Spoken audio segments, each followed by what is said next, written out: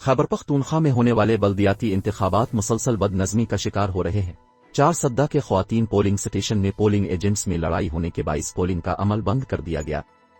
4 سدہ کے government girls high school وردگاہ میں polling agents آپس میں الجھ پڑی، جس کے باعث پولنگ کا عمل بند کر دیا گیا۔ ادھر سوابی کے نواحی گاؤں ادینہ میں خواتین پولنگ سٹیشن پر تادم تحریر پولنگ کا عمل شروع نہ ہو سکا۔ دوسری جانب تحصیل چمکنی نیبر ہوڈ کونسل 45 کے پولنگ سٹیشن میں ballot papers neighbourhood council 44 کے نکل آئے ہیں۔ متعلقہ بیلٹ پیپرز نہ ہونے پر پولنگ سٹاف بیلٹ پیپرز سمیت RO آفس پہنچ گیا۔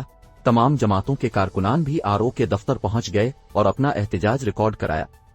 بے گناہ شہریوں کو نشانہ بنانے والے کسی رعایت کے مستحق نہیں۔ میر ضیاء اللہ لانگو پولنگ افسر کا کہنا ہے کہ معاملے پر الیکشن کمیشن سے رابطہ کیا، تاحال کوئی جواب نہیں دے رہا۔ ادھر عوامی نیشنل پارٹی کے امیدوار کا کہنا ہے کہ پولنگ کے عمل میں انتہائی تاخیر ہو چکی ہے، لہذا اب اس الیکشن کو ملتوی کر دیا جائے۔